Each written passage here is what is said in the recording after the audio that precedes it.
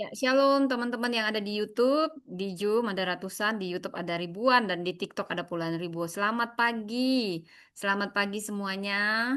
Apa kabar? Selamat hari Sabtu, tepatnya 6 Desember 2025. Nggak terasa, sebentar lagi tutup tahun. Kita masuk 2026, lalu masuk 2027. Wow, semuanya terasa begitu cepat.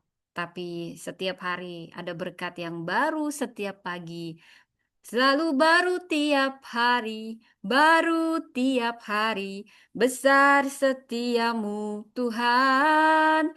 Selalu baru tiap pagi, baru tiap hari, besar setiamu Tuhan. Baik saudara, mari kita berdoa. Terima kasih Tuhan untuk firman-Mu yang luar biasa.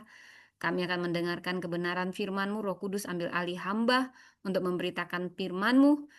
Penuhi dengan hikmat, pengetahuan yang dari surga, sembunyikan di balik kuasa salibmu, hamba berserah penuh pada otoritas wibawa ilahi memenuhi hamba, ambil alih hamba Roh Kudus, bicaralah sampaikan apa yang menjadi pesanmu kepada setiap kami umatmu, juga berkati setiap orang, Roh Kudus kau jamah, kau bicara, setiap kami bukan hanya pendengar, terutama menjadi pelaku firman, kami tidak sama lagi, kami jadi dampak, kami jadi garam di dalam nama Yesus. Tutup bungkus WiFi, semua perangkat elektronik, semua kami, keluarga kami tutup bungkus selama kami mendengar firman-Mu ini. Di dalam nama Tuhan Yesus kami berdoa. Haleluya.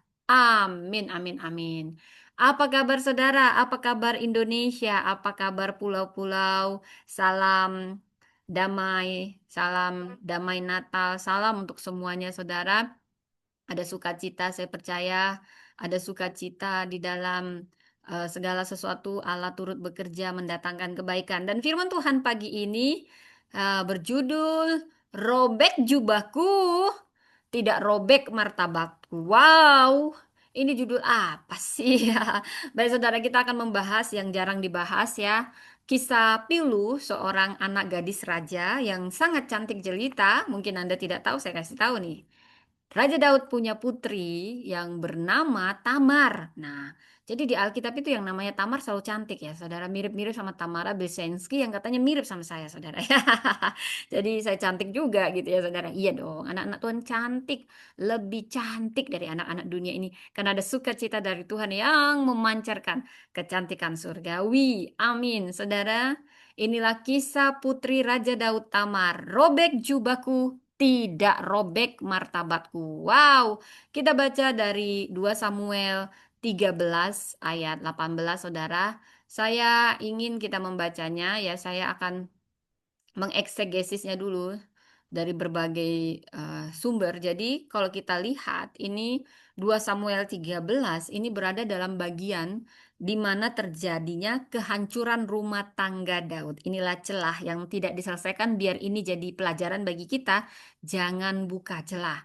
Dan ini konsekuensi juga dari dosa Daud dengan Batseba. Wow, ternyata sudah selesai, tapi namanya konsekuensi dosa, inilah keadilan Allah dan disiplin Allah bagi anak-anaknya.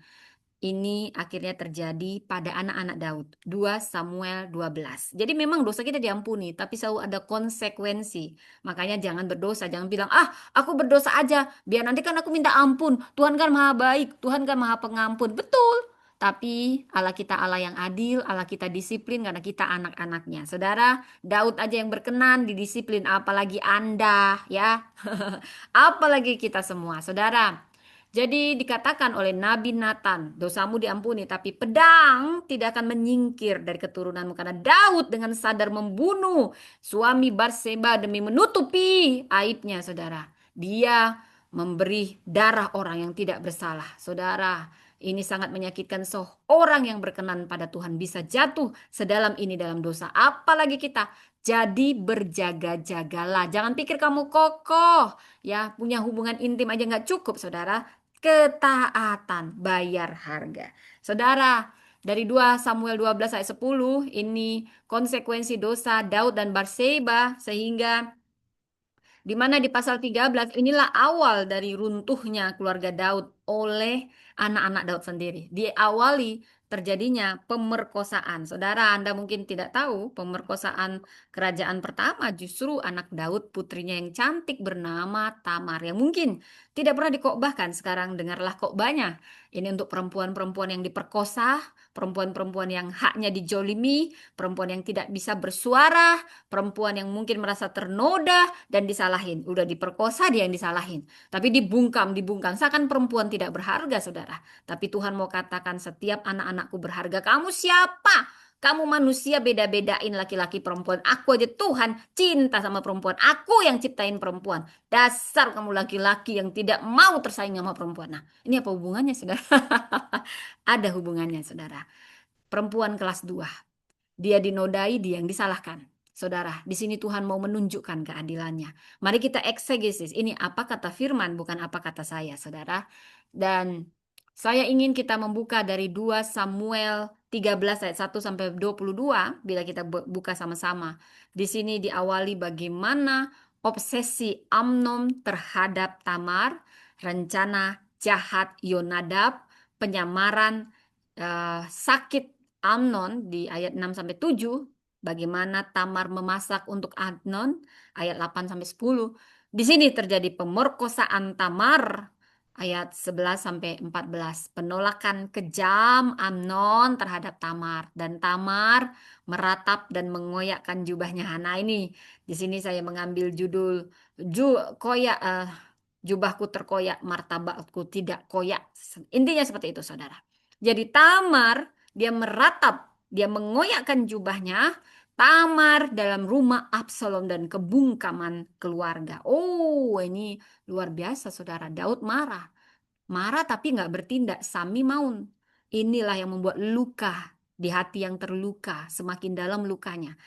Semua tahu dia diperlakukan tidak baik, tapi semua diam, diam, diam, diam. Anda tahu berbuat yang baik, Anda diam, Anda berdosa. Saya ingatin, Anda tahu berbuat yang benar, tapi Anda diam. Sami maun, Anda berdosa. Tuhan akan menuntut itu. Anda artinya buka celah.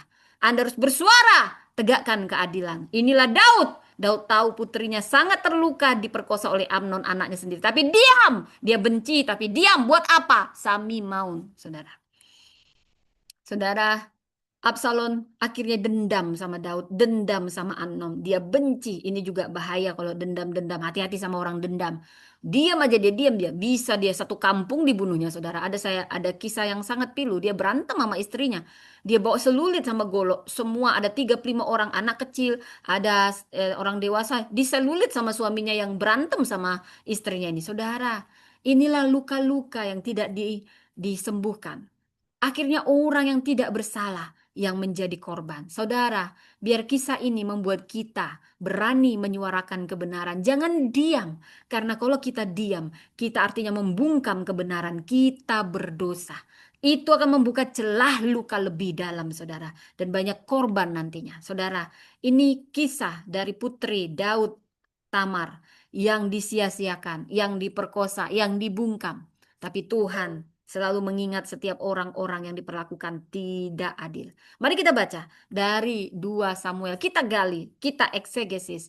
Di ayat 1, ya ini kita eksegesis dari ya 2 Samuel ini, saudara. 2 Samuel 13 ayat 1 sampai 22. Saya suka mengeksegesis apa kata firman. Jadi ini bukan apa kata saya. Di ayat 1 dikatakan Amnon jatuh cinta kepada Tamar. Jadi kalau bahasa aslinya wayeha dia mengasihinya. Dalam bahasa Ibrani kata ahaf atau cinta ini bukan cinta rohani atau etis, tapi ini obsesi. Jadi Anom sebenarnya bukan cinta yang murni pada adiknya sendiri. Dia melihat dengan obsesi. Makanya hati-hati Anda, jaga mata Anda, jaga tontonan Anda. Anda yang suka sekali lihat video porno terekam. Ada orang-orang yang tidak bersalah. Pikiranmu sudah kotor, saudara. Sampai anakmu sendiri bisa kau perkosa. Itulah asal mulanya ada bapak memperkosa anaknya, putrinya, cucunya. Karena apa? Pikirannya penuh pornografi. Hilang semua hati nuraninya. Wow, pornografi itu bahaya sekali, saudara. Ini si Amnon ini karena pikirannya nggak dijaga. Sampai adiknya sendiri, dia terobsesi, ternafsu sama adik kandungnya sendiri. Ini bukan cinta, ini keinginan memuaskan diri. Kata cinta, kalau kita pelajari dari Perjanjian lama ini digunakan untuk keinginan seksual tapi tanpa komitmen. Itu bedanya cinta sejati, itu komitmen. Mau pasangan kita sudah jelek, kita tetap cinta, menerima dia apa adanya. Itu didasari komitmen yang benar. Tapi cinta yang nafsu mah itu hanya cinta palsu, saudara. Itu juga yang dikatakan oleh Amsal 7 ayat 18 sampai 20. Bila kita bahas kembali di 2 Samuel tadi ayat 2, dikatakan Amnon sangat gelisah tampak sakit karena dia terobsesi dengan nafsu, nafsu, nafsu, nafsu. Makanya dia gelisah nggak tahan lagi, nalas, dia tertekan sampai jatuh sakit. Jadi obsesi yang tidak terkontrol itu akan bisa membuat seseorang kehilangan rasionalitas. Inilah yang terjadi pada Amnon yang kehilangan rasionalitasnya terhadap adiknya sendiri. Dia sangat bernafsu, bukan cinta sejati. Nafsu bisa membuat seseorang tanpa kendali. Nafsu memutarbalikkan logika. Jadi mustahil untuk memperolehnya. Di sini ada unsur kekuasaan Amnon ingin Tamar bukan karena sayang, tapi karena ia tidak boleh. Saudara, boleh kita bahas di ayat 3, Yonadab. Ini orang yang sangat cerdik. Perhatikan orang yang di sekitar Anda, yang mempengaruhi Anda. Anda, kalau bergaul sama orang yang salah, Anda bisa salah banyak dalam membuat keputusan. Seperti Amnon. Dia bergaul sama Yonadab. Kalau Yonadab orang yang baik, Amnon tidak akan bisa memperkosa adiknya sendiri karena dinasihati, jangan begitu. Ya, tapi Yonadab ini jelek hatinya, cerdik tapi busuk. Kalau kita gali bahasa aslinya, hakam itu artinya cerdik, licik. Ini cerdik, licik ini bukan cerdas.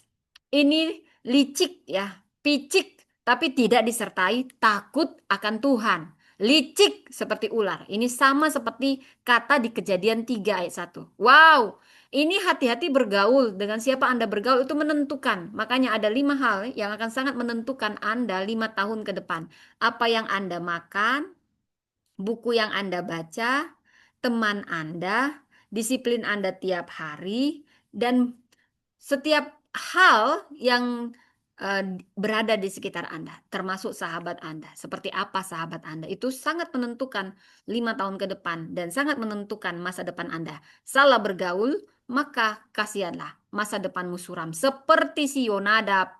Ya, si Amnon bergaul pula sama si Yonadab yang manipulatif, tidak bermoral, tidak ada bermoral, dah memanfaatkan kelemahan si Amnon, bukan ditegur. Sahabat yang baik ada di saat susah tapi juga berani menegur kalau sahabat kita itu salah. Itu sangat luar biasa. Kalau Anda tahu teman Anda mau masuk ke jurang, jangan diam aja, tegur. Ya, kalau Anda diam atau malah mempengaruhi supaya tambah masuk ke jurang, Anda berdosa, Tuhan akan menuntut itu daripada kita semua. Jadilah sahabat yang baik, sahabat yang tegas, sahabat yang berani menyuarakan kebenaran. Dan pilihlah sahabat yang demikian, maka masa depanmu akan cerah. Saudara, si Amnon salah bergaul sama si Yonadab, manipulatif, tidak bermoral, teman racun, toksik, toksik, toksik. Saudara, sekali Anda izinkan orang toksik, dia bisa mengkamiri semua orang lain. Sama seperti masakan enak, dikasih racun sedikit, maka semuanya menjadi racun, saudara. Jadi racunnya disingkirkan, jangan pernah terkamiri sama adonan yang baik. Saudara, saya tahu bagaimana saya melihat orang-orang yang dulunya kompak. Akhirnya datang satu orang yang toksik, saling ngadu domba mulutnya kayak gini. Tapi yang toksik ini saya ingat nih kamu ya. Kamu aman saat ini, tapi kamu jadi toksik. Tuhan akan menuntut. Yang kau tabur akan kau tuai. Kau suka ngata-ngatain orang, kau suka mengadu domba Anda. Orang kau akan menerima akibatnya. Wah, kalau dalam suatu perkumpulan ada orang-orang toksik ya, di mana ada iri hati, di situ ada kehancuran. Perhatikan, itu nggak akan lama organisasi itu. Kenapa? Karena ada orang-orang toksik. Maka yang perlu disingkirkan orang-orang toksik. Kalau Anda tahu dia toksik, suka menghasut, jangan pernah masukkan dia dalam perkumpulan Anda. Ya, tegas. Karena nanti apa yang Anda bangun hancur dalam sekejap. Inilah kalau kita salah bergaul. Kita masuk lagi ke ayat 4 sampai 5, Yonadab menyusun skema. Wow, Yonadab bukan nasihati si Amnon. Amnon, Tamar itu adikmu, walaupun tidak seibu. Kalian saudara, jangan begitu. Harusnya dinasehati. Malah si Yonadab ini mempengaruhi si Amnon. Si Amnon penuh nafsu, malah ditaruhnya tambah bernafsu supaya memperkosa adiknya sendiri. Inilah kalau kita salah pilih orang, salah pilih teman. Teman beracun, teman toksik, singkirkan mereka. Pilih yang bijaksana, pilih yang berani bersuara, pilih mereka yang berani mengatakan yang jujur untuk kebaikan kita. Sulit mendapatkan sahabat begini. Jangan penjilat, jangan yang hanya setuju samamu. Yes, yes, dosa, lakukan, lakukan. Oh, tapi kamu juga ciri-ciri sahabat yang begini, kamu akan kena batunya sama Tuhan. Ya, apa yang kamu tabur akan kamu tuai. Kita kembali ke firman. Saya kok semangat banget saudara ya. Baik. Jadi Yonadab menyusun skema. Jadi temannya ini sendiri sudah tahu itu adiknya di bumbu-bumbui lah si Amnon ini. Dia buat manipulasi kasih sayang ayah Daud dan kelembutan Tamar. Wow, ini sahabat yang busuk, sahabat toksik. Jadi dia membuat skema klasik pelecehan. Wow, inilah pemerkosaan incest di saudara sendiri terjadi di keluarga Daud. Alkitab mencatatnya dengan jujur supaya apa? Kita belajar dari sini. Dia melakukan skema klasik pelecehan dengan manipulasi. Saudara saya semangat banget, jadi saya perlu minum dulu saudara ya. Ya, dia buat pencitraan sakit. Dia yang ngajarin semua ini saudara. Dia memanfaatkan belas kasihan dan dia menciptakan situasi tertutup. Saudara, kalau kita gali narasi perjanjian lama ini menggambarkan realitas kekerasan seksual yang bahkan terjadi di keluarga besar. Wow, yang katanya berkenan sama Tuhan, yang mengalahkan berlaksa-laksa di keluarganya ada celah. Anaknya sendiri saling memperkosa, saling membunuh. Wow, inilah konsekuensi dosa Daud perjinahannya, saudara. Tapi Daud diampuni, konsekuensi tetap berjalan. Jadi jangan pernah buka celah. Jangan pernah buka celah berpikir, ah, aku buat dosa aja, nanti aku bertobat. Oh, ada konsekuensi karena Allah kita adil, Allah kita disiplin. Kamu juga penghasut toksik, jadi teman toksik, suka memanipulasi, suka mengintimidasi, suka membumbu-bumbui. Iya, iya, betul itu. Gak usah kasih dia. Iya, iya, iya. Iya. Iri dengki. Lalu mempengaruhi semua supaya iri dengki sama orang yang kau iri dengki. Nanti kau kena batunya. Ya, kena batunya. Apalagi yang kau iri dengki itu hamba Tuhan. Ya, hati-hati kamu. Yang nggak tahu menghargai hamba Tuhan, ngata-ngatain hamba Tuhan, udah dia tulus, kamu memanfaatkan ketulusannya. Nah, kamu hasut semua satu satu perkumpulan supaya tidak menghargai, kamu kena batunya nanti ya. Toksik yang begini singkirkan yang begini. Kasihan grup-grup yang punya toksik seperti ini. Saudara, kita kembali ke ayat 2 Samuel ini. Ayat 6 sampai 7. Bagaimana Daud tertipu. Inilah kalau salah bergaul orang ya. Daud mengizinkan. Jadi Daud sendiri yang buka celah. Karena dia tertipu. Seorang Daud aja bisa tertipu. Apalagi kita. Makanya nggak cukup hanya doa. Anda harus peka. Anda harus peduli. Daud mengizinkan Tamar masuk. Ini kalau kita mengeksegesis ayat ini. Padahal Daud adalah ayah. Daud adalah raja. Daud adalah pemimpin rohani. Tapi dia bisa salah.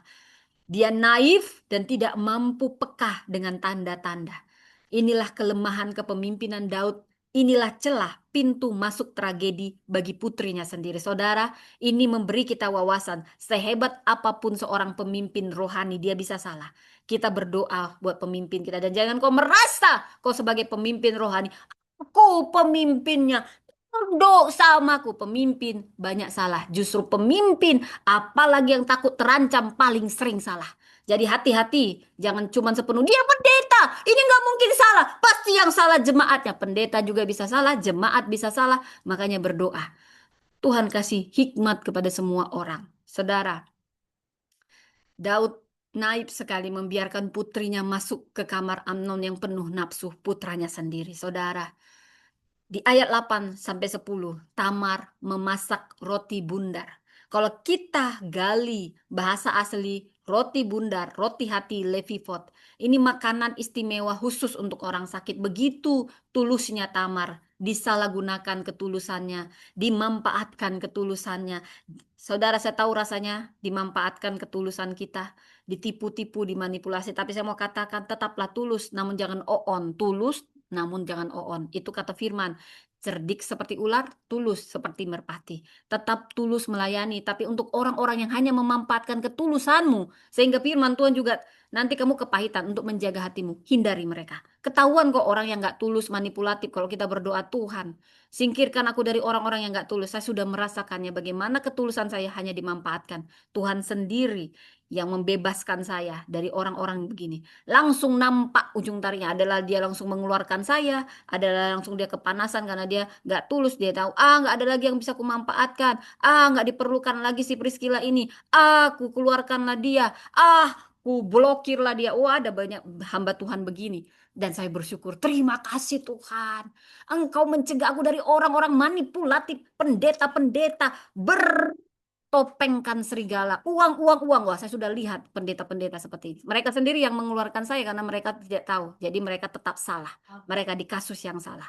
Mereka majak, mereka juga yang mengeluarkan karena hatinya tidak tulus. Orang yang tidak tulus akan ketahuan kok. Kalau dia nggak bisa lagi memanfaatkan orang, dia akan kepanasan dan mengeluarkan, menunjukkan keasliannya. Wah, saya sudah punya orang seperti ini, laki-laki dan perempuan sama orangnya, saudara. Saya bersyukur mereka sendiri menunjukkan taring mereka. Memanfaatkan kau. Ini pendeta yang tulus nggak bisa dimanfaatkan lagi. Ku keluarkanlah. Jadi dia sendiri yang sial gitu ya. Syukur gue dikeluarkan. Udah nggak dibayar, dikata-katain, dimanfaatkan. Akhirnya kita bebas, saudara ya. Ya karena dia mungkin kalah malu, dia jelek-jelekin kita, dia fitnah kita, nggak apa-apa. Makin dia nanti kena dosanya ya. Tuhan hitung itu. Selamat pagi sayang, ini anakku, anak mama. Mandi, ininya wajahnya dicuci, badannya digosok ya, semua bersih ya. Ayo cepet datang bentar lagi les pianis. Baik saudara, kok saya semangat banget saudara ya. Saya minum apa nih tadi? Oh, minum air putih hangat saudara. Ini membuat semangat air putih hangat ya. Kalau nggak percaya coba aja. Oke, kita masuk lagi ke ayat 11 sampai ayat 12 saudara. Jadi di sini Tamar taat pada ayahnya. Dia melayani dengan tulus dan murni. Lalu dia hanya dimanipulatif, dia hanya dikerjain gitu ya saudara. Tapi dari sini kita belajar hati Tamar yang melayani. Hati Anda tetap jaga, walaupun banyak hati orang yang rusak, yang hanya ingin memanfaatkan ketulusan Anda. Tetaplah tulus, tapi jangan oon. Berdoa sama Tuhan, Tuhan, lepaskan aku dari orang-orang yang hanya memanfaatkan ketulusan. Ya saudara ya, Tuhan pasti akan menolong anak-anaknya. Apalagi kalau kamu diberi visi sama Tuhan. Orang-orang seperti ini kadang penjegal sementara. Itu untuk menguji hatimu, memurnikan hatimu. Jangan lihat manusia, lihat kepada Tuhan. Jangan kecewa, jangan lihat pemimpinnya, lihat kepada Tuhan. Karena siapapun bisa mengecewakan, cuman Tuhan yang tidak bisa mengecewakan. Tapi tetaplah tulus, tetaplah baik, jangan simpan sakit hati, jangan dendam. Doakan mereka saat kau merasa sakit, bawa itu kepada Tuhan. Tuhan selalu punya cara memulihkan kita anak-anaknya yang tulus, yang murni, yang tulus, yang murni. Sangat berharga apa yang Anda lakukan. Tuhan yang membalas berlipat kali ganda. Saudara, mungkin Tamar gagal di sini diperkosa, ketulusannya disalahgunakan oleh abangnya sendiri. Saudara, di ayat 11 sampai 12 Amnon memaksa. Kalau kita gali dari bahasa aslinya, Hazak menggenggam dengan keras, memaksa dengan kekuatan. Ini kata yang dipakai untuk penindasan, kekerasan, penawanan. Tamar berkata, jangan saudaraku, jangan perkosa aku. Sudah dibilang. Tapi si Amnon, abang kandungnya sendiri, penuh dengan obsesi nafsu. Dia memperkosa yang artinya dari bahasa aslinya Ana. Ini merendahkan. Dia menindas adiknya sendiri. Dia mempermalukan adiknya sendiri. Dia merusak martabat adiknya sendiri. Tidak ada yang paling hancur. Kalau keluarga yang harus melindungi kita justru menyakiti kita. Ini terjadi pada putri Daud Tamar. Tamar berusaha melakukan perlawanan verbal. Dia menegur, jangan, aku ini adikmu, adik kandungmu. Dia memberi nasihat moral, tapi membal karena pikiran sudah buntu dengan kejahatan. Dia mengingatkan hukum Taurat, tapi Amnon tidak peduli. Saudara, bila kita gali ini sedih sekali. Di ayat 13, kemana aku akan membawa aibku ini? Perempuan ini yang diperkosa, perempuan ini yang dianggap aib. Aneh ya, inilah jahatnya kelas 2 menjadikan perempuan kelas 2. Dia yang diperkosa, dia yang dianggap aib. Harusnya dia diayomi, bukan dia yang dibilang, kamu siapa salah? Ha? Siapa yang mau diperkosa? Nggak ada yang mau diperkosa. Perempuan yang diperkosa justru harus dilindungi, bukan dianggap. Inilah orang tua oon, orang tua bejat. yang menganggap anaknya yang diperkosa jadi aib. Bukan anakmu yang salah. Perempuan diperkosa tidak salah. Laki-lakinya yang salah karena dia memperkosa. Tapi dulu kelas 2. Ya, tapi kalau dalam Tuhan, aib pun jadi anugerah. Ini kalimat perempuan korban. Dulu, ini yang mau dibahas, ini budaya, bukan kebenaran. Pemerkosaan itu akan merusak masa depan perempuan, merusak kemungkinan dia untuk diterima oleh laki-laki yang lain untuk menikah. Ini merusak nama keluarga, dan selalu perempuan yang disalahkan. Disalahkan meski sebenarnya dia korban. Inilah yang dirasakan oleh Tamar. Tamar menyuarakan perspektif ini dengan judul, saudara saya mau katakan, kalau perempuan yang diperkosa bukan perempuan ini yang aib. Tindakan pemerkosaan itu yang aib, Oon, dan pemerkosa itu yang aib, Oon, bukan perempuannya. Dan saya mau katakan siapapun Anda yang pernah diperkosa, Anda bukan aib. Bawa itu pada Tuhan. Yang dianggap aib di tangan Tuhan jadi anugerah. Saudara, Tuhan mengasihi orang-orang yang tidak bisa bersuara untuk dia. Tuhan sedang mengingat setiap air mata, saudara. Saya mau katakan, ya, bila kita gali di ayat 14, tetapi ia tidak mau mendengarkan kata Tamar. Kita gali bahasa Ibrani, lo afa, tidak mau, menolak keras. Waye aneha, memperkosanya secara brutal. Ini kekerasan, pemaksaan, udah diperkosa brutal lagi. Inilah abang sendiri begini sama adiknya. Kenapa? Karena ada punya sahabat Yonadab yang tidak bermoral. Jaga persahabatanmu, jangan salah kau memilih orang. Kau baik pun bisa jadi jahat karena dipengaruhi sama teman-temanmu yang jahat. Maka kalau ada yang toksik, keluarkan toksik itu dari perkumpulan-perkumpulan. Yang penghasut, yang penuh iri dengki, keluarkan dia. Karena dia akan merusak semua adonan. Saudara Yonadab merusak Anom. Harusnya dia tegur. Sahabatku, itu adik kandungmu. Malah dipanas-panasi. Oh, buat strategi nanti perkosa dia. Inilah sahabat-sahabat yang salah. Masa depanmu ditentukan. Kau salah persahabatan, masa depanmu bisa suram. Hati-hati. Periksa sahabatmu. Biarlah kau pilih orang yang tulus, orang yang jujur, orang yang menegakkan keadilan. Maka amanlah jalanmu. Walaupun kau dimarahin. Hei, walaupun kau ditegur. Teguran itu lebih baik daripada penjilat. Penjilat-penjilat. Yes man, yes man. Yang penting gue diterima. Banyak orang seperti ini. Punyalah prinsip dalam hidup ini. Lebih baik kita dibenci menyuarakan kebenaran daripada yes man, jilat, jilat, jilat, promosi. Kau dapat promosi karena jilatan-jilatanmu itu. Sementaranya itu kawan. Mungkin yang kau jilat itu mati besok. Kau pun diingat. Ini tidak tegas. Tidak punya prinsip. Penjilat. Ya kan? Nggak akan lamanya posisimu itu kawan. Gue ini kok jadi marah banget. Karena banyak sekali saya lihat penjilat-penjilat yang kehilangan hati nurani. Saudara. Dia kehilangan hati nurani demi posisi. Dia sudah kehilangan kebenaran integritas demi posisi. Makan itu posisi-posisi. Makan itu uang-uang, saudara ya. Saya mau katakan Anda harus punya prinsip dalam hidup ini. Anda harus berani menyuarakan kebenaran biar Anda dibenci. Ya, karena Tuhan akan menuntut Anda kalau Anda diam. Anda tahu dosa-dosa, diam aja mulutmu tuh. Yang penting aku aman, yang penting posisiku aman. Makan itu posisi. Ya, mungkin besok datang air bah. Hancur posisimu itu. Suarakan kebenaran. Belah kebenaran. Suarakan bagi orang-orang yang gak bisa membungkam. Kamu gila-gila cari posisi, justru posisi itu akan hilang. Tapi kamu tidak pedulikan itu. Yang kamu pedulikan adalah keadilan, adalah kebenaran. Tuhan yang akan mempromosikan. Tuhan yang mempromosikan. Mungkin sekarang kau bukan siapa-siapa. Karena Tuhan sedang menyembunyikanmu. Promosi datang dari Tuhan. Gak perlu kau jilat. Jilat ini pemimpin. Yes man. Jilat, jilat, jilat. Gak apa-apa. Aku tahu ini benar. Tapi aku harus menjilat. Aku tidak mau menjilat. Gak benar. Posisiku, posisiku penting. Makan itu posisi. Besok air bah hilang ya posisimu. Kita nggak tahu kapan kita mati, saudara. Tapi warisan iman, warisan integritas, warisan keadilan itu abadi. Itu Tuhan kenang anak cucu kita juga akan dilindungi Tuhan. Kamu tidak adil, kamu tahu menyuarakan kebenaran, kamu diam, posisi, menjilat, posisi, makan itu posisi, ya. Saya mau katakan, mungkin kamu akan disingkirkan karena kamu menyuarakan kebenaran. Mungkin kau tidak akan pernah dipromosikan manusia-manusia yang on itu ya. Ya, yang hanya tahu lihat harta, popularitas, tidak penting integritas, itu semua sementara. Memang kita perlu menjaga hubungan, hormati setiap orang, hargai setiap orang. Tapi saya mau katakan, jangan kehilangan hati nurani hanya demi posisi. Jangan kehilangan hati nurani untuk menegakkan keadilan. Saat Roh Kudus bilang, pakai keadilan.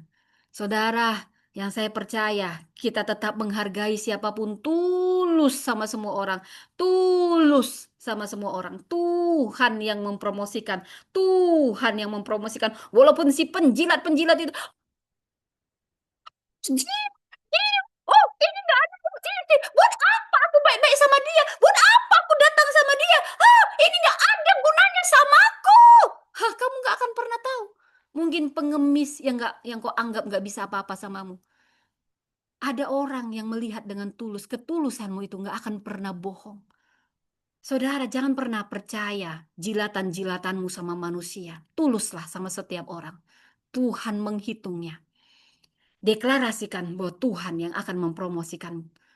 Tidak perlu kau sampai kehilangan hati nurani. Tegakkan hati nuranimu.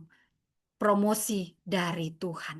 Promosi dari Tuhan. Saudara, kita balik kepada Amnon ini. Kenapa saya jadi jauh banget ya, saudara?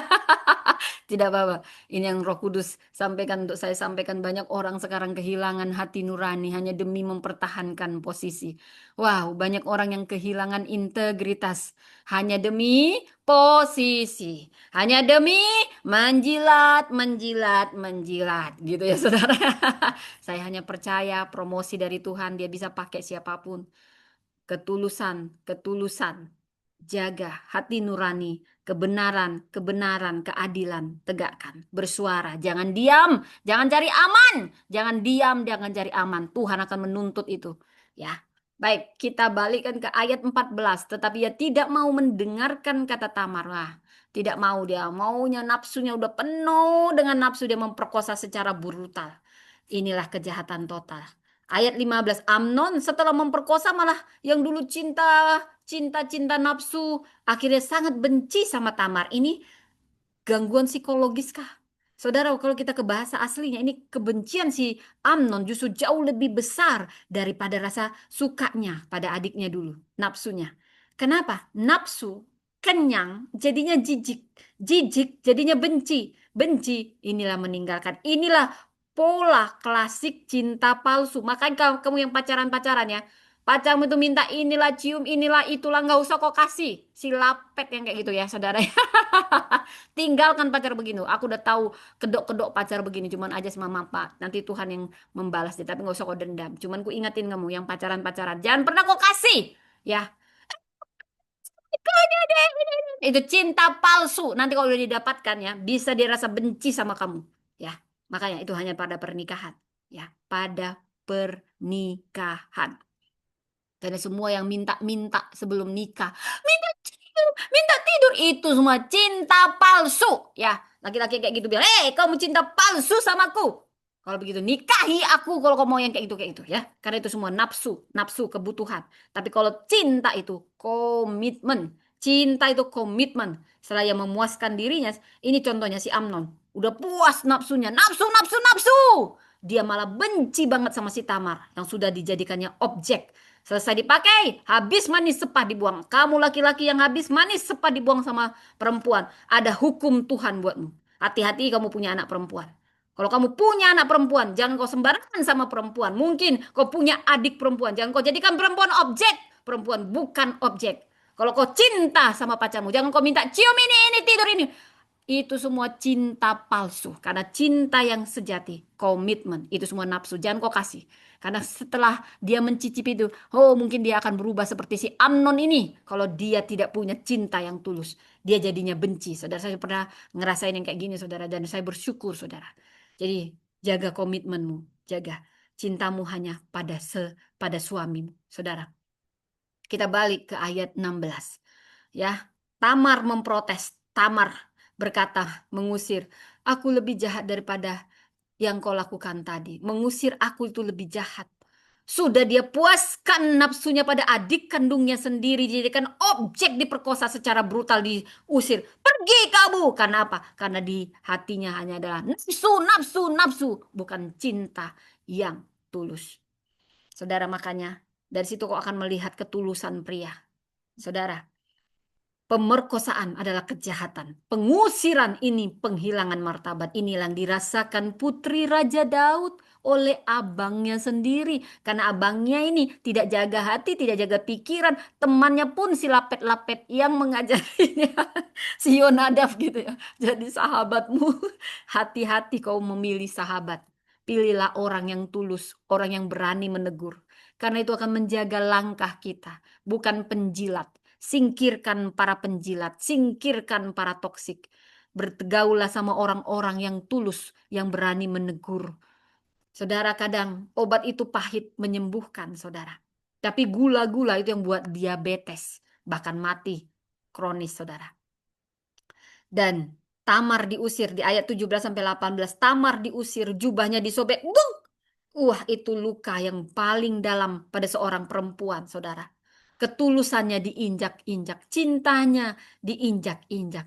Saudara, jubahnya mungkin beraneka warna, ada ketonet pasim. Ini simbol apa? Jubah perempuan itu simbol kehormatannya, simbol perawan status putri raja. Tapi ketika jubah itu dirobek oleh abangnya sendiri yang penuh nafsu, maka martabatnya di budaya pun hilang pada saat itu, saudara.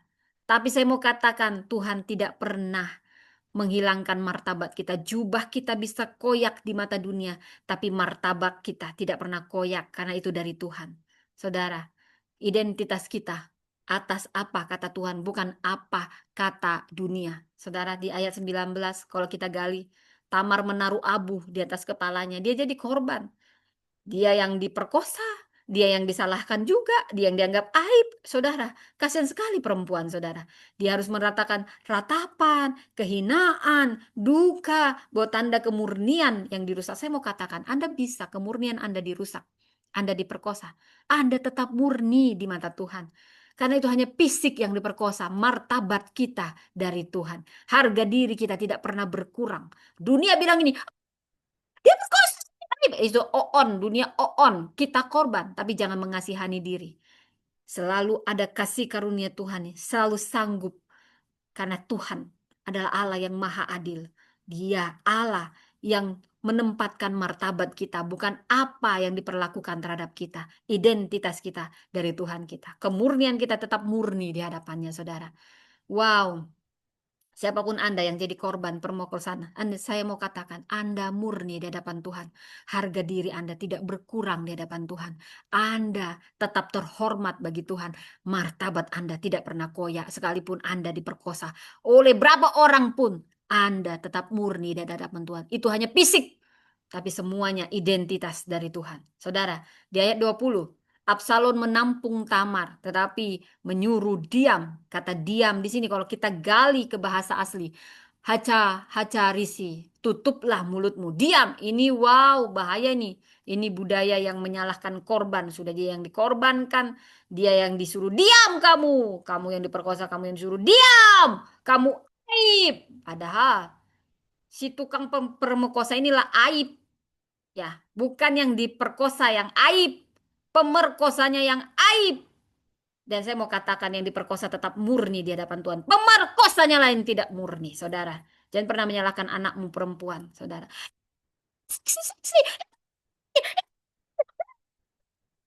Perempuan salah apa? Hah? Makanya jaga matamu, jaga hatimu, jaga pikiranmu, jaga persahabatanmu. Itu ya. Kamu itu, oh, anakku sudah tidak murni. Dia tetap murni di hadapan Tuhan. Martabatnya tetap ada di hadapan Tuhan. Si pemerkosa itulah yang tidak murni. Saudara, jadi dunia ini kadang salah, salah kontra. Jangan sampai saya bilang kontrasepsi, saudara. Salah, salah pemikiran gitu ya, saudara ya. Jadi, ya budaya menyalahkan korban, menutupi aib. Keluarga pun merasa tidak berani mengangkat suara. Saya mau katakan, jangan mengasihani dirimu, bawa luka-luka itu pada Tuhan. Tuhan selalu menjadi pemulih, penyembuh yang tabib, yang ajaib. Tamar pada saat itu dia menjadi perempuan yang sunyi. Dia merasa kosong, hancur, mati rasa. Saudara, saya mau katakan, Anda bisa diperkosa, tapi masa depan Anda tidak ditentukan itu. Anda bawa kepada Tuhan. Tuhan selalu punya cara untuk memulihkan itu. Saudara, ayat 21. Daud marah. Marahnya dia. Anon, dirimu sendiri kau perkosa, Anon. Tapi diam aja, marah. Apa itu? Marah, ketidakadilan tapi tidak bertindak. Disiplin. Orang-orang yang melakukan kesalahan harus didisiplin. Jangan cuma marah. Ya, sia-sia. Dari sini kita belajar jadi orang tua. Kegagalan si Daud dalam membina anak-anaknya. Saudara, inilah kegagalan Daud. Mungkin karena Amnon anak sulung.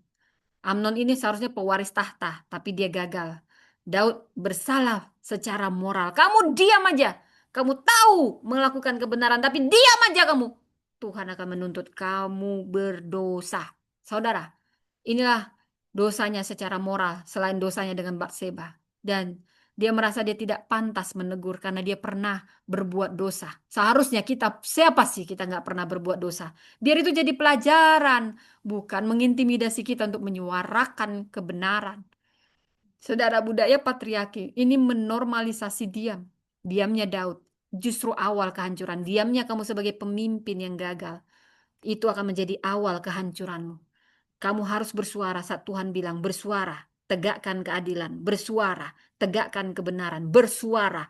Miliki hati nurani. Tapi kau diam cari aman penjilat-penjilat. Diam cari aman. Semua yang mau kau raih-raih itu akan hancur sendiri. Itu awal kehancuranmu, kegagalanmu sebagai pemimpin. Saudara, kita balik di ayat 22. Absalom membenci Amnon karena Absalom sama Tamar sama-sama seibu sebapak.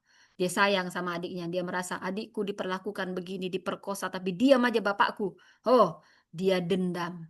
Saudara, jangan sampai ada yang dendam terhadap Anda sebagai pemimpin. Anda diam aja cari aman. Diam aja amankan posisi. Diam aja penjilat-penjilat. Oh, ada waktunya Anda akan menuai apa yang Anda tabur, saudara. Amnon jadi dendam dalam diamnya. Saudara, ini juga nggak benar. Janganlah dendam. Bawa pada Tuhan. Mungkin pemimpinmu memperlakukanmu tidak adil. Tidak perlu dendam sama dia. Bawa pada Tuhan, doakan dia. Selalu ada caranya Tuhan. Selalu ada caranya Tuhan. Jalannya Tuhan untuk menolong. Saudara, jadi jangan pernah kau dendam dan kau simpan kebencian. Itu nanti berujung fatal, pembunuhan, kegagalan seperti Absalom, sehingga semuanya sia-sia. Saudara, dari sini kita belajar bagaimana pertama kali ada pemerkosaan dalam perjanjian lama yang merusak status sosial perempuan. Honor Shame Society, perempuan yang menanggung aib meski dia tidak bersalah. Sini Alkitab mau menunjukkan bagaimana kita harus merubah ini. Korban harusnya bukan aib, tetapi pelakulah yang aib. Keluarga kerajaan ternyata juga tidak hilang dari masalah sensitif terhadap reputasi. Dan absennya perlindungan pemimpin, inilah kegagalan patriarki. Pemimpin yang mendiamkan kesalahan, Anda gagal sebagai pemimpin. Saya ulang, kamu yang mendiamkan kesalahan, yang mendiamkan hal-hal yang tidak benar, kamu gagal sebagai pemimpin, kamu akan menuai akibatnya. Saudara, hukum Taurat jelas melarang pemaksaan seksual antar kerabat, incest itu dosa. Saudara, dari sini kita belajar Tuhan berpihak pada yang diperlakukan tidak benar, pada korban. Tamar diangkat sebagai figur yang benar, kuat, dan juga vokal. Saudara, dosa yang tidak dibereskan akan menghancurkan generasi. Saudara, maka selalu ada konsekuensi dosa. Seperti dosa Daud, konsekuensinya menjalar sampai ke anak-anaknya. Maka itu jangan pernah buka celah. Tetapi percayalah ketika kau membawa, karena kita tidak ada yang sempurna, keadilan Tuhan pasti datang. Amnon mati, Absalom mati, Daud kehilangan damai, tapi Allah menegakkan keadilan tanpa kompromi. Saudara, suara semua kita ini penting. Suara perempuan itu penting bagi Allah. Firman mencatat Tuhan tidak pernah membedakan laki-laki dan perempuan. Tuhan mengasihi laki-laki dan perempuan. Manusia edanlah yang membeda-bedakan. Manusia yang berhati kecil lah yang suka beda-bedain laki-laki dan perempuan. Cinta Tuhan sama. Dan suara kita perempuan penting bagi Allah. Apalagi suara yang dibungkam, saudara. Seperti dari kisah Daud ini, kisah Amnon dan Tamar putri Daud. Ternyata keluarga Daud, keluarga besar pun bisa hancur ketika pemimpinnya pasif. Pemimpin itu penting sekali menyuarakan kebenaran. Jangan kau diam. Jangan kau kehilangan hati nurani. Jangan kau cari aman. karena semuanya akan menghancurkan kau sendiri. Oke, kita belajar karakter. Di Tamar ini, korban yang benar. Dia lembut, dia murni, dia bermoral, dia tahu hukum, dia mencoba bersuara, dan dia terluka, namun dia tetap berintegritas. Siapa ini Amnon abangnya? Dia ini predator, hati-hati. Kalau kita salah didik anak, anak kita bisa jadi predator. Dia tidak jaga hatinya, tidak jaga pikirannya, jadi dia terobsesi, manipulatif, kejam, tidak punya kasih. Inilah nafsu, perwakilan dari nafsu yang tidak bisa dikendalikan, penyalahgunaan kuasa. So, siapa itu Absalom?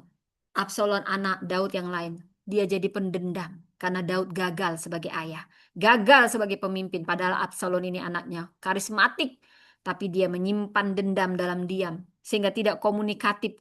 Dendamnya semakin dalam sehingga dia mengkudeta ayahnya sendiri karena dia dendam. Awalnya ada dendam. Jangan sampai kau pemimpin menimbulkan dendam bagi orang-orang yang kau pimpin karena kau diam, penjilat, diam, cari aman. Nanti akan timbul celah bagimu sendiri. Saudara, Daud di sini menjadi pemimpin yang pasif. Mungkin dia hebat mengalahkan Goliat, mengalahkan banyak jutaan musuh. Tapi dia gagal sebagai ayah, gagal sebagai pemimpin. Dia jadi pasif karena dia terintimidasi dengan dosanya yang dulu. Saudara, kita semua bisa berdosa. Tetapi ketika kita dipulihkan, kita harus membela dan menyuarakan kebenaran. Marah, tapi dia tidak bertindak. Moralnya rusak setelah kejadian dengan Batseba. Dia kehilangan otoritas sebagai ayahnya. Makanya jangan buka celah. Saudara, dari sini kita melihat benang merah keseluruhan dari 2 Samuel 13. Ini cermin kehancuran moral. Teguran terhadap penyalahgunaan kekuasaan. Inilah catatan Allah bagi kita. Luka-luka setiap perempuan. Ini juga panggilan teologis untuk mendengarkan korban. Ini juga pintu awal kehancuran dinasti Daud dan penggenapan nubuatan Nathan bahwa narasi Allah tidak pernah lupa kejahatan Allah, adil, baik, tapi dia juga tegas, penuh kasih, tapi juga disiplin. Saudara, pengharapan bahwa Tuhan melihat air mata Tamar. Wow, ini kisah yang luar biasa. Robek jubahku, tidak robek martabatku. Saudara, saya berdoa, Anda siapapun yang dirobek oleh dunia ini, jubah Anda mungkin dalam hal yang lain. Saudara, saya mau katakan, martabat kita tidak pernah koyak. Saudara, Tuhan dekat kepada orang yang patah hati. Mazmur 34 ayat 19. Dan Yesaya 61 ayat 1 jelas mengatakan dia menyembuhkan orang yang remuk hati. Martabatmu tidak ditentukan oleh luka yang menimpamu. Jubahmu dalam konteks apapun bisa robek, tapi nilai dirimu tidak pernah robek di hadapan Tuhan. Ingat, suara yang ditindas itu tetap didengar Tuhan. Tangisan Tamar tidak lenyap dari catatan Allah. Integritas di tengah trauma tetap berharga di mata Tuhan. Saudara, Amnon menjadi pelajaran bagi kita. Jangan punya nafsu yang brutal, yang membutakan, yang palsu cintanya, saudara. Supaya kita tidak hancur. Absalom juga hancur ketika kita diam, simpan dendam. Respon kita salah terhadap ketidakadilan. Jangan dendam, bawa pada Tuhan. Dan Tamar, jangan mengasihi diri. Hanya seperti Tamar. Boleh meratap dengan jujur. Tapi bawa juga pada Tuhan semua luka-luka kita. Amnon dan Absalom menutupi dosanya dengan dendam. Sehingga keduanya hancur. Saudara, dari sini kita belajar banyak hal. Mungkin ada jubahmu yang dirobek. Ya, bisa bicara kesucian, kepercayaan, perlindungan. Tapi jubah yang tidak pernah bisa dirobek manusia adalah martabat yang Allah berikan. Tamar anak Daud, peristiwa kelam menimpanya, trauma, diperkosa oleh abangnya sendiri. Padahal ini terjadi di keluarga kerajaan. Dari sini kita belajar walaupun jubah kita bisa robek, tapi martabat dari Allah tidak pernah robek. Itulah identitas kita. Saudara, Tamar punya luka yang tidak dilupakan. Tapi keadilan Tuhan tegakkan dan Tuhan janjikan. Saudara, tidak semua luka mungkin terlihat oleh mata. Ada luka yang hidup dalam ingatan yang tidak diselesaikan. Tetapi percaya, tidak ada satupun yang dilupakan Tuhan. Dari kisah 2 Samuel 13 ini bagian tergelap dalam sejarah keluarga Daud. Tapi Tuhan juga mau memberitahu kita bahwa ada kisah kasih karunia Allah di sini. Bukan untuk menambah duka kita, tapi untuk menunjukkan Allah selalu berpihak pada yang tertindas. Tuhan tidak pernah membiarkan kisah korban siapapun hanya diabaikan jadi catatan kecil. Luka yang disembunyikan manusia akan dilihat jelas oleh Allah. Keadilan mungkin nampaknya terlambat dalam sejarah, tetapi tidak pernah hilang dalam kekekalan. Saudara, pertama, luka ya, kita tidak pernah dilupakan. Seperti Tamar merobek jubahnya, taruh abu di kepalanya dan menangis. Saudara, Tamar bukan hanya korban pelecehan fisik, tapi martabatnya hancur. Dia merasa identitas masa depannya hancur, tapi saya mau katakan air mata kita dicatat, tidak pernah dihapus Tuhan. Sedalam apapun luka kita, Tuhan tidak melupakan. Tuhan akan menyimpannya sebagai alasan untuk bertindak. Ketika dunia mengabaikan kita, Allah tidak pernah mengabaikan kita. Alkitab tidak menutup kisah ini. Dia menunjukkan bagaimana Tuhan tidak mengabaikan penderitaan setiap orang, terutama perempuan, terutama orang yang lemah. Walaupun Tamar mengoyak jubahnya, harga dirinya tidak pernah rusak oleh dosa. Tuhan tidak membuang nama siapapun yang jadi korban. Tuhan mencatatnya, saudara. Dan Allah tidak menghapus korban. Seperti ibu yang selalu menyimpan baju anaknya yang rusak bukan untuk mengagungkan, tapi untuk melindungi lebih keras orang-orang yang diperlakukan tidak adil. Dan dari sini kita juga belajar kejahatan tidak akan pernah bisa disembunyikan, akan terbuka suatu saat, tidak tertutup. Daud marah tapi tidak melakukan apa-apa, dosa dibiarin, ditoleransi tidak diurus, inilah yang menimbulkan kerusakan lebih luas. Saudara, saya mau ingatkan, dosa yang dibiarkan tidak mati, tapi dia akan berkembang kalau dibiarkan. Ketidakadilan yang tidak diselesaikan, Tuhan yang akan menyelesaikannya dengan caranya yang penuh dengan hikmat. Dan percayalah, di balik kelambanan manusia ada ketegasan Allah. Mungkin Daud gagal sebagai ayah dan raja. Amnon tidak dihukum, Absalom dendam dan jadi pembunuh. Tapi pada akhirnya keadilan Tuhan tetap nyata. Sekalipun diawali keadilan manusia yang lambat bahkan lumpuh. Tapi Allah tidak buta. Seperti pipa, mungkin dia bocor sedikit aja. Nggak perbaiki, air pun merembes. Ini yang bisa merusak pondasi rumah. Jadi jangan buka celah. Dosa yang tidak dibereskan hari ini bisa menghancurkan generasi berikutnya. Dan dari sini juga kita belajar keadilan Allah selalu dijanjikan dan ditegakkan. Saudara, dikatakan di Roma 12 ayat 19, pembalasan adalah hak Tuhan, firman Tuhan. Dan di Mazmur 10 ayat 14, engkau melihat kesusahan dan penderitaan. Tuhan selalu melihat penderitaan dan kesusahan. Keadilannya akan ditegakkan. Bukan dengan dendam, tapi dengan keadilan tuntas dan benar. Allah mungkin lambat menurut kalender waktu kita, tetapi tepat waktu menurut kekekalan. Keadilan Tuhan tidak tertunda. Dia hanya menunggu panggungnya. Saat kita manusia menutup mata, Allah akan membuka gulungan keadilannya. Tuhan tidak menyelamatkan Amnon ataupun setiap orang berdosa dari konsekuensi. Seperti Amnon menganggap dirinya Absalom yang suka balas dendam. Tapi keadilan manusia tidak selalu sempurna. Jangan dendam, jangan balas dendam, bawa pada Tuhan. Karena keadilan sejati hanya dalam Allah. Murni, bersih, tanpa cacat. Seperti hakim yang terlihat tenang. Mendengar sidang tidak bereaksi cepat, tapi dia mendengar semua bukti. Diamnya bukan tanda tidak peduli, tapi tanda bahwa ada keputusan yang akan diberi dengan benar. Demikianlah firman Tuhan. Dari sini kita belajar bahwa luka kepada Tuhan jangan sembunyikan. Jujur seperti Tamar, nangis kalau mau nangis. Semua itu berharga, tidak pernah sia-sia di hadapan Tuhan. Dan jangan buka celah, jangan biarkan dosa kecil tinggal dalam rumahmu. Bereskan, tegur kalau salah. Jangan diam. Selesaikan supaya tidak ada celah dosa ke generasi berikutnya.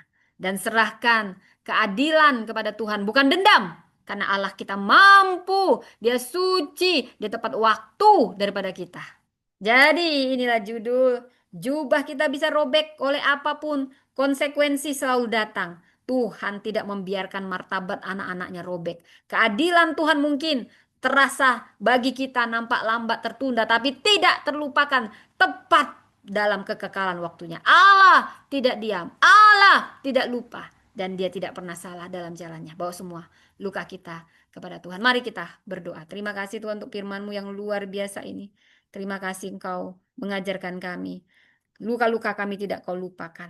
Apapun itu kau tegakkan Tuhan. Kami mau tidak ada celah dalam rumah tangga kami, dalam pelayanan kami. Kami mau menyerahkan keadilan kepada Tuhan. Kami tidak mau dendam. Kami percaya. Jubah kami bisa robek dalam konteks apapun, tapi martabat dari Tuhan tidak pernah robek. Siapapun yang saat ini terluka, aku berdoa Tuhan pulihkan. Setiap orang yang terluka, Tuhan sembuhkan. Dan setiap luka-luka kami itu menjadi panggung kemuliaan Tuhan. Karena kau penyembuh, kau Jehovah Rafa yang menyembuhkan setiap luka, mengubahnya, bahkan bisa mendatangkan kebaikan. Terima kasih untuk keadilanmu. Terpuji namamu di dalam nama Tuhan Yesus. Amin, amin, amin. Baik sahabat yang di YouTube, Priscilla Das Channel dan Empower Woman Ministry. Oh, ada ribuan di sini. Terima kasih sudah mendengar dalam ibadah Empower Woman. Ya, robek jubahku, tidak robek martabatku. Karena identitas kita di dalam Tuhan. Oke, happy weekend buat teman-teman yang di YouTube. Sampai jumpa lagi, Tuhan memberkati. Bye.